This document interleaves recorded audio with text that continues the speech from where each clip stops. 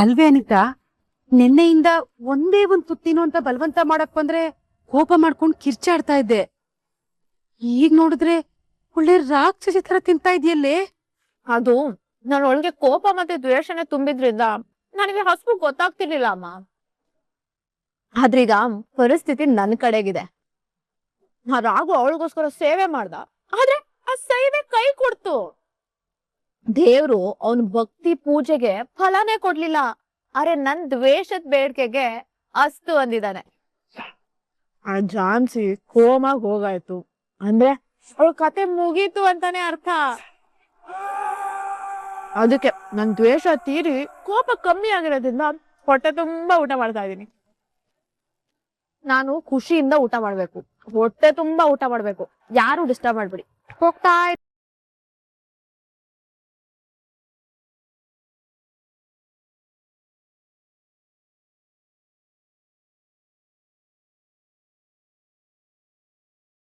ಅಮ್ಮ, ನಿಜವಾಗ್ಲೂ ಇವಳು ನಮ್ಮ ಮನಿತಾನೇನಾ? ಇವಳು ಬಿಹೇವ್ ಮಾಡೋದು ನೋಡ್ತಾ ಇದ್ರೆ ತುಂಬಾ ಭಯ ಆಗ್ತಿದೆ.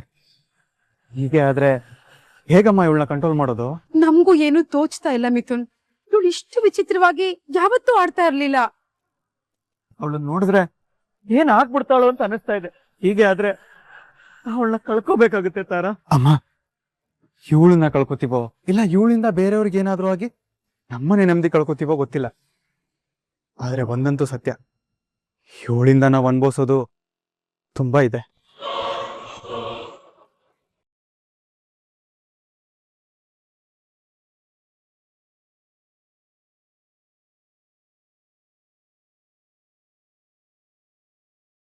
ತಾತ,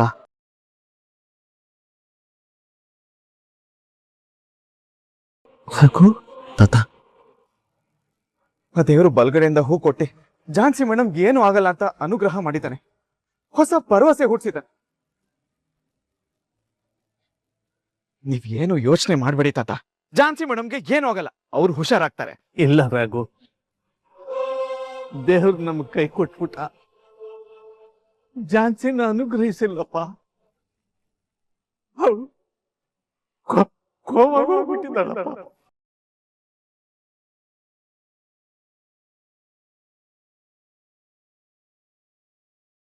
ಇಲ್ಲ ಇಲ್ಲ ತಾತ, ಝಾನ್ಸಿ ಮೇಡಮ್ ಖಂಡಿತ ನನ್ನನ್ನು ಬಿಟ್ಟು ಹೋಗಲ್ಲ. ಈ ಜನ್ಮದಲ್ಲಿ ಮಾತ್ರ ಅಲ್ಲ, 7 ಜನ್ಮದಲ್ಲೂ ನನ್ ಜೊತೆನೇ ಇರ್ತೀನಿ ಅಂತ ನನಗೆ ಮಾತು ಕೊಟ್ಟಿದ್ದಾರೆ. ನನ್ ಜೊತೆ ಬದುಕ್ಬೇಕು ಅಂತ ಕನ್ಸು ಕಟ್ಕೊಂಡಿದ್ದಾರೆ. ಅವ್ರು ಯಾವತ್ತೂ ಕೊಟ್ಟ ಮಾತಿಗೆ ತಪ್ಪವ್ರಲ್ಲ. ಖಂಡಿತ ಅವ್ರು ನನ್ ಬಿಟ್ಟು ಹೋಗಲ್ಲ ತಾತ. ಇನ್ನೆಲ್ಲಪ್ಪ ಕನಸು ಆಸೆಗಳು ಯಾವುದು ಇಲ್ಲಪ್ಪ.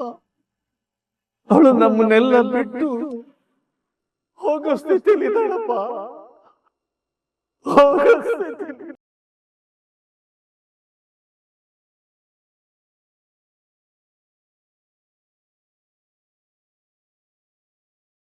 ಇಲ್ಲ ತಾತ, ಆ ದೇವರು ನಮಗ್ ಮೋಸ ಮಾಡಲ್ಲ. ಝಾನ್ಸಿ ಮೇಡಮ್ ಏನು ಆಗಲ್ಲ ಅಂತ ನನ್ನ ಮನ್ಸು ಹೇಳ್ತಿದೆ. ಖಂಡಿತ ಅವ್ರಿಗೇನು ಆಗಲ್ಲ ತಾತ. ಸರ್ ನೋಡಿ, ರಾಘು ದೇವಸ್ಥಾನದಲ್ಲಿ ಮಾಡಿದ ವ್ರತಕ್ಕೆ ಆ ದೇವರ ಅನುಗ್ರಹ ಮಾಡಿದ್ದಾನೆ ಸರ್. ಬಲಗಡೆಯಿಂದ ಹೂ ಬಿಡಿಸಿ ನಾನು ಇದೀನಿ, ನನ್ನ ಆಶೀರ್ವಾದ ಇದೆ ಅಂತ ಹೇಳಿದ್ದಾನೆ. ಹೀಗಿರುವಾಗ ಖಂಡಿತ ಅವ್ನ ಕೈ ಬಿಡಲ್ಲ ಸರ್. ಡಾಕ್ಟರ್ ಡಾಕ್ಟರ್, ತಾತ ಏನೇನೋ ಹೇಳ್ತಿದ್ದಾನೆ, ಅದನ್ನ ಸುಳ್ಳು ಅಂತ ಹೇಳಿ ಡಾಕ್ಟರ್. ಸಾರಿ ಮಿಸ್ಟರ್, ಅದು ಸತ್ಯನೇ. ನೋ,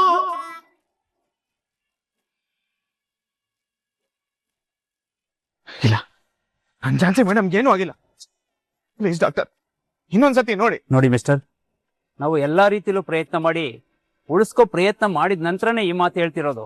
ಇಲ್ಲ ಡಾಕ್ಟರ್, ಝಾನ್ಸಿ ಮೇಡಮ್ ಯಾವುದೇ ಕಾರಣಕ್ಕೂ ನನ್ನನ್ನು ಬಿಟ್ಟು ಹೋಗಲ್ಲ.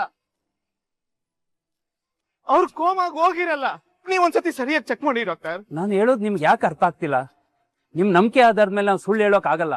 ಪ್ಲೀಸ್ ಡಾಕ್ಟರ್, ಆ ರೀತಿ ಎಲ್ಲ ಹೇಳ್ಬಿಡಿ. ಯಾವುದೇ ಕಾರಣಕ್ಕೂ ನನ್ ಝಾನ್ಸಿ ಮೇಡಮ್ ನನ್ನನ್ನು ಬಿಟ್ಟು ಹೋಗಕ್ ಸಾಧ್ಯನೇ ಇಲ್ಲ. ರೀ ಡಾಕ್ಟರ್, ನಾನೋ ನೀವೋ ಎಲ್ಲಾ ರೀತಿಲೂ ಕನ್ಫರ್ಮ್ ಮಾಡ್ಕೊಂಡೇ ಹೇಳ್ತಿರೋದು. ನಿಮ್ಗೆ ಯಾಕೆ ಅರ್ಥ ಆಗ್ತಿಲ್ಲ? ಇಲ್ಲ ಡಾಕ್ಟರ್, ಅವರು ನನ್ನ ಬಿಟ್ಟು ಹೋಗೋದಿಕ್ಕೆ ನಾನ್ ಬಿಡಲ್ಲ. ಅವ್ರು ನನ್ನನ್ನು ಬಿಟ್ಟು ಹೋಗ್ಬಾರ್ದು. ಹೋಗ್ಬಾರ್ದು ಅಂದ್ರೆ ಹೋಗ್ತಾ ಇರೋ ಪ್ರಾಣನ ಹಿಡ್ಕೊಳಕ್ ಆಗತ್ತಾ?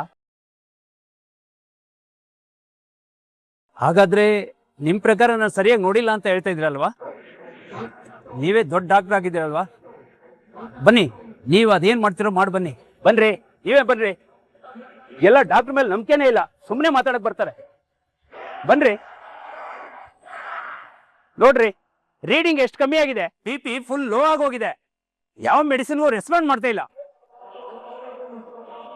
ಅಷ್ಟೇ ಯಾಕೆ, ಅವ್ರು ಉಸಿರಾಡ್ತಾ ಇರೋದು ಕೂಡ ವೆಂಟಿಲೇಟರ್ ಸಹಾಯದಿಂದ. ಇದನ್ನ ತೆಗೆದ್ರೆ 1 ನಿಮಿಷ ಕೂಡ ಅವ್ರು ಉಸಿರಾಟ ಇರಲ್ಲ, ಕಂಪ್ಲೀಟ್ ಸ್ಟಾಪ್ ಆಗೋಗುತ್ತೆ. ಇವಾಗ ಏನ್ರಿ ಹೇಳ್ತೀರಾ? ಸುಮ್ಮನೆ ಎಮೋಷನಲ್ ಆಗಿ ಮಾತಾಡೋದಲ್ಲ, ಪ್ರಾಕ್ಟಿಕಲ್ ಆಗಿ ಅರ್ಥ ಮಾಡ್ಕೋಬೇಕು. ನೋಡಿ ಮಿಸ್ಟರ್, ನಿಮ್ ನೋವು ನಮ್ಗೆ ಅರ್ಥ ಆಗತ್ತೆ. ಪರಿಸ್ಥಿತಿ ಈಗ ಕೈ ಮೀರೋಗಿದೆ.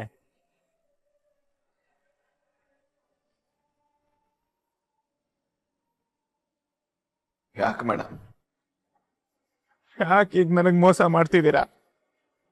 ನಾನು ನಿಮ್ಮನ್ನ ಬಿಟ್ಟು ಹೋಗಿ ಅಂತ ಹೇಳಿದ ಕೋಪಕ್ಕೆ ಈ ರೀತಿ ಮಾಡ್ತಿದ್ದೀರಾ? 7 ಜನ್ಮಕ್ಕೂ ನೀನೇ ನನ್ನ ಯಜಮಾನ, ನಿನ್ ಜೊತೆನೆ ಬದುಕ್ತೀನಿ ಅಂತ ಹಠ ಮಾಡ್ತಿದ್ರಲ್ಲ ಮೇಡಮ್. ನನಗೋಸ್ಕರ ನೀವು ನೋಡ್ದಿರೋ ಕಷ್ಟಗಳನ್ನೆಲ್ಲ ನಿಮ್ ಲೈಫಲ್ಲಿ ಅನುಭವಿಸಿದ್ರಿ. ಆದ್ರೆ ಇವಾಗ ಆ ಅರ್ಥದಲ್ಲೇ ನನ್ನನ್ನು ಬಿಟ್ಟು ಹೋಗ್ತಿದ್ದೀರಲ್ಲ ಮೇಡಮ್.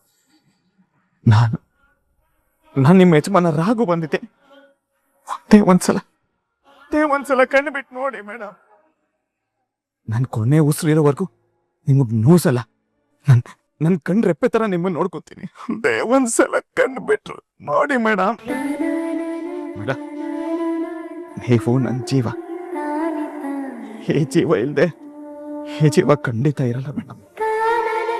ನೀವ್ ಆಸೆ ಪಟ್ಟಂಗೆ ಬದುಕನ, ನಿಮ್ ಕನ್ಸನ್ನೆಲ್ಲ ನಾನ್ ನೆನ್ಸ್ ಮಾಡ್ತೀನಿ. ಕಣ್ಣು ಬಿಡಿ ಮೇಡಮ್, ಜಾನ್ಸಿ ಮೇಡಮ್. ನೋಡಿ ಮಿಸ್ಟರ್, ನಿಮ್ಮ ಇಮೋಷನ್ಸು ಫೀಲಿಂಗ್ಸ್ ಎಲ್ಲ ಅರ್ಥ ಆಗತ್ತೆ, ಬಟ್ ರಿಯಾಲಿಟಿನ ಅಕ್ಸೆಪ್ಟ್ ಮಾಡ್ಕೊಳ್ಳಿ. ನೀವೀಗ ಅವ್ರ ಮುಂದೆ ಎಷ್ಟೇ ಮಾತಾಡಿದ್ರು ಅವ್ರಿಗೆ ಏನೂ ಕೇಳಿಸಲ್ಲ. ಇಲ್ಲ ಡಾಕ್ಟರ್, ಖಂಡಿತ ಜಾನ್ಸಿ ಮೇಡಮ್ ನನ್ನ ಮಾತನ್ನ ಕೇಳಿಸ್ಕೊತಿದ್ದಾರೆ. ಅವ್ರು ಯಾವತ್ತೂ ಈ ರೀತಿ ನನಗೆ ಮೋಸ ಮಾಡಿ ಹೋಗಲ್ಲ. ಪ್ಲೀಸ್ ಮೇಡಮ್, ಪ್ಲೀಸ್ ಮೇಡಮ್, ಒಂದೇ ಒಂದ್ಸಲಿ ರಾಘು ಅಂತ ಕರೀರಿ madam. Jhansi madam, please madam, Raghu ಒಂದಿದ್ದು ಕಟ್ಬಿಡಿ ಮೇಡಮ್. ನನಗೋಸ್ಕರ ಕಟ್ಬಿಡಿ ಮೇಡಮ್. ಜಾನ್ಸಿ ಮೇಡಮ್. ಇಲ್ಲ ರಾಘು, ನಾವು ನಂಬಿರೋ ದೇವ್ರೆ ಕೈ ಬಿಟ್ಮೇಲೆ ಬೇರೆ ಯಾರು ಏನ್ ಮಾಡಕ್ಕಾಗುತ್ತೋ ಸಮಾಧಾನ ಮಾಡ್ಕೊಳ್ಳ ರಾಘು. ಹೌದಪ್ಪ ರಾಘು, ಅವಳಿಗೆ ನಮ್ಮ ಜೊತೆಲಿರೋ ಋಣ ಇಷ್ಟೇ ದಿವಸ ಅಂತ ಕಾಣುತ್ತೆ. ಈ ದೇವರೇ ಇಷ್ಟೇಜ್ ಮಾಡ್ರೆ ಒಳ್ಳೆಯವ್ರನ್ನೇ ಬೇಗ ಕರ್ಕೊಂಡ್ ಬಿಡ್ತಾನೆ. ನೋ, ಇವತ್ತೇನಾದ್ರೂ ನಾನು ಜಾನ್ಸಿ ಮೇಡಮ್ನ ಉಳಿಸ್ಕೊಳ್ಳಿಲ್ಲ ಅಂದ್ರೆ ಆ ದೇವ್ರು ಒಂದೋನೇ ಇಲ್ಲ. ಖಂಡಿತ ನಾನು ಯಾವತ್ತೂ ಅವನ ಕೈ ಮುಗ್ಯಾನ. ನೋಡಿ, ನಿಮ್ಗೆ ಈಗಾದ್ರೂ ನಂಬಿಕೆ ಬಂತಲ್ಲ, ಇವಾಗ್ಲಾದ್ರೂ ಹೊರಗಡೆ ಹೋಗಿ. ನೀವು ಎಷ್ಟೊತ್ತಿದ್ರು ಅಷ್ಟೇ. ಸಿಸ್ಟರ್, ಇಲ್ಲ, ನನ್ ಜಾನ್ಸಿ ಮೇಡಮ್ ಬಿಟ್ಟು ನಾನು ಎಲ್ಗೂ ಬರಲ್ಲ. Madam please madam.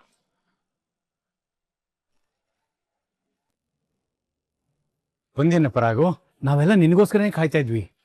ಅಂದ್ಹಾಗೆ ಝಾನ್ಸಿ ಹೇಗಿದ್ದಾಳೆ? ನಮ್ಮೆಲ್ರೂ ಕೋರಿಕೆ ಈಡೇರ್ತು ದೊಡ್ಡಪ್ಪ. ನಮ್ಮೆಲ್ರೂ ಪ್ರಾರ್ಥನೆಗೂ ಆ ದೇವರು ಫಲ ಕೊಟ್ಟ. ನಮ್ಮೆಲ್ರೂ ಆರೈಕೆಯಿಂದ ಝಾನ್ಸಿ ಮೇಡಮ್ ಬದುಕ್ಬಿಟ್ರು.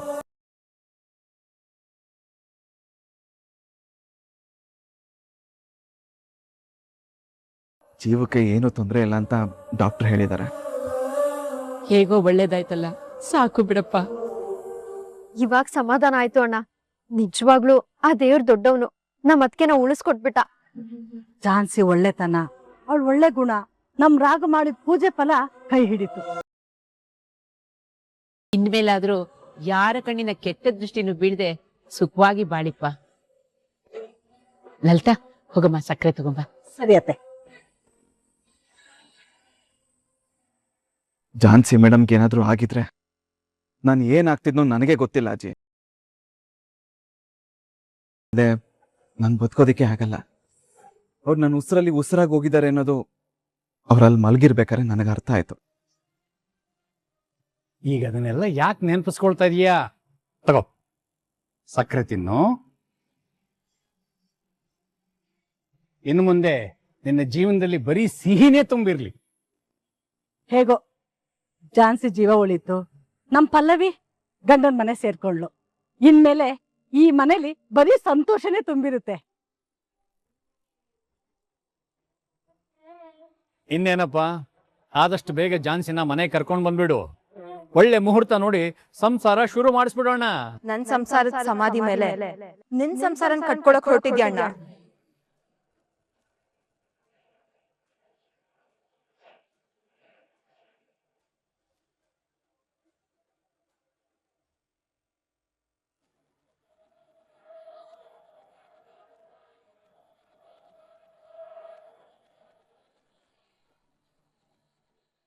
ಲೇ ಪಲ್ಲು, ಈಗ ಹೋಗ್ ಹಾಕ್ ಬಂದಿದ್ಯಾ? ಏನಾಯ್ತೆ? ಮನೆ ಒಳಗ್ ಹೋಗ್ತಿದ್ ಹಾಗೆ ಬ್ಯಾಗ್ ಬಿಸಾಕಿ ಆಚೆ ಹಾಕದ್ಲಮ್ಮ.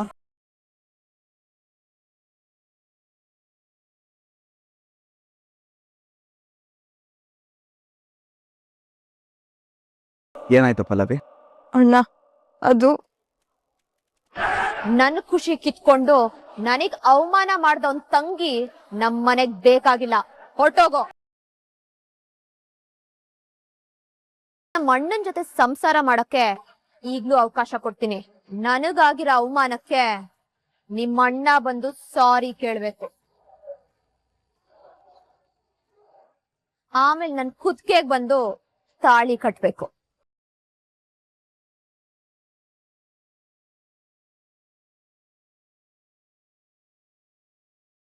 ಅಯ್ಯಯ್ಯೋ, ನನ್ ಮಗಳ ತಲೆ ಮೇಲೆ ಕೈ ಚಪ್ಲಿ ಎಣಸ್ ಬಿಟ್ರಲ್ಲಪ್ಪ ದೇವ್ರೆ. ಇವಾಗ ನಾನ್ ಏನ್ ಮಾಡ್ಲಿ? ಮಂಜುಳ, ಸ್ವಲ್ಪ ಸುಮ್ನಿರ್ತೀಯಾ? ಸಮಾಧಾನವಾಗಿ ಆಮೇಲೆ ಮಾತಾಡೋಣ ಇರೋ. ಗಂಡನ್ ಮನೆಯಿಂದ ಕುತ್ಕೇಳ್ದು ಆಚೆ ತಪ್ಪಿಸ್ಕೊಂಡ್ ಬಂದಿದ್ದಾಳೆ. ಇವಳಿಂಗ್ ಬಂದ್ ನಿಂತಿದ್ರೆ ನಾನ್ ಹೇಗತ್ತೆ ಸಮಾಧಾನ ಮಾಡ್ಕೊಂಡಿರ್ಲಿ?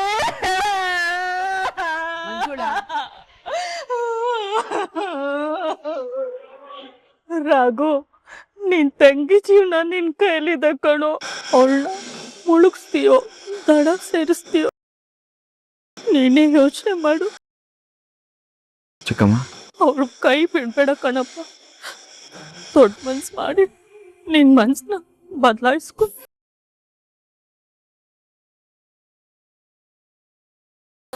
ಯೋಚನೆ ಮಾಡಬೇಡಿ ಚಿಕ್ಕಮ್ಮ. ನನ್ನ ತಂಗಿ ಜೀವನನ ಸರಿ ಮಾಡೋದು ನನ್ನ ಕರ್ತವ್ಯ. ಅದನ್ನ ನಾನು ಮಾಡ್ತೀನಿ.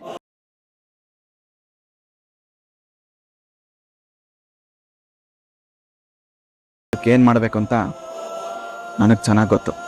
ಪಲ್ಲವಿ, ನಡಿ ಹೋಗೋಣ. ಅಣ್ಣ, ಹೇಳ್ತಾ ಇದ್ದೀನಲ್ಲ, ಬಾ ನನ್ ಜೊತೆ.